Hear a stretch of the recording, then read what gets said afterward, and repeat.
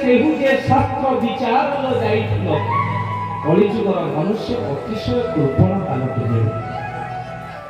ଗୋଟିଏ ସ୍କୁଲରେ ସାର୍ ପାଠ ପଢାଇଲା ବେଳେ ଗୋଟିଏ ପିଲାଟିଏ ଡେରିରେ ଆସି ପହଞ୍ଚିଲା।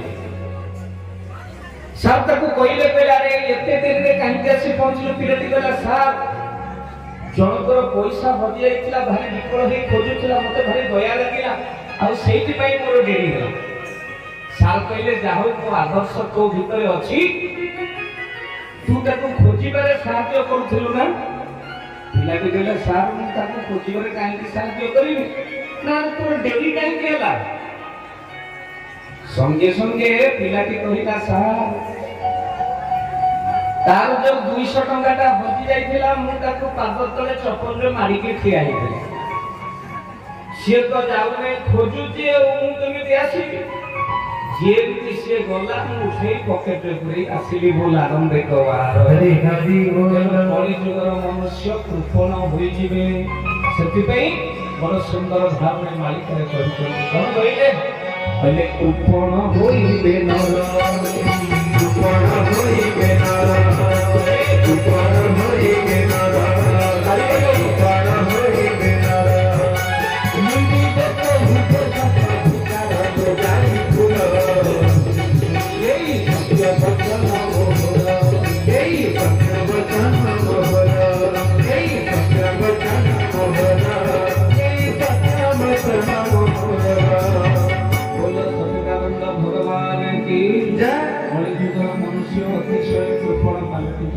ତେଣୁ ମା ପ୍ରଭୁଙ୍କର ନାମ ଗୁଣ କୀର୍ତ୍ତନ କରିବାରେ କେବେ କୃପଣ ପାଲଟିବେ ନାହିଁ।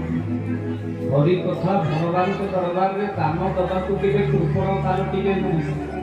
ନାମ ନବାରେ ଦାନ ଦବାରେ କେବେ କୃପଣ ହେବେନି। ସବୁବେଳେ ଭଗବାନଙ୍କର କଥା ଶ୍ରବଣ କରିବା ପାଇଁ ତତ୍ପର ସହିତ ବାହାରିବେ। କାହିଁକି ନା ଏ ଆନନ୍ଦର ଦିନ ମିଳିବ ନାହିଁ।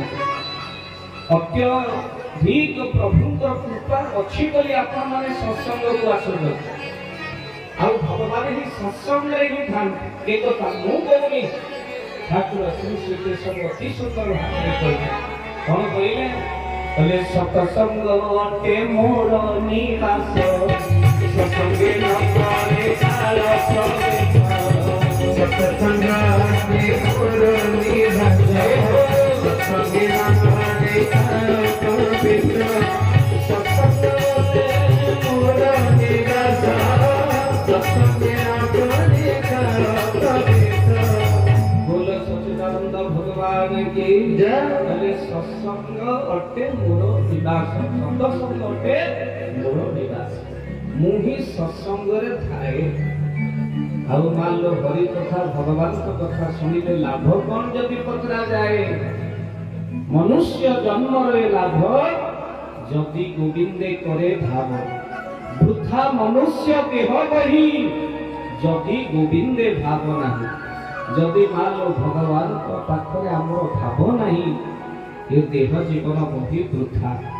ये संसार भितरे जेते सन्यासी अछंती, मान लो नागा, आलोकिया, जंगली, अघोरी, ऊर्ध्वबाहु, लक्ष्मी, थारेश्वरी, पंचकथा, मौनव्रती, सरसज्जा, कड़ालिंगी, फरारी, अंतर्गत, बुदर, सुतर, चातर, भूकर, घरकड़ी, सतंगी, दशनामी, दादुपंथी, अवधूत, हंस, परमहंस, जटाधारी, कौपुनी, सन्यासी, ये सब सरस्वती सन्यासी जेते अछंती बिना साधना रे कोनटे सिद्धि प्राप्त करिछि।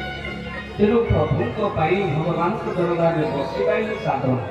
ये सत्संग रे शेष पर्यंत रहिब बसी, ये पाइब टिके बेसी। बोल सच्चिदानंद भगवान की जय।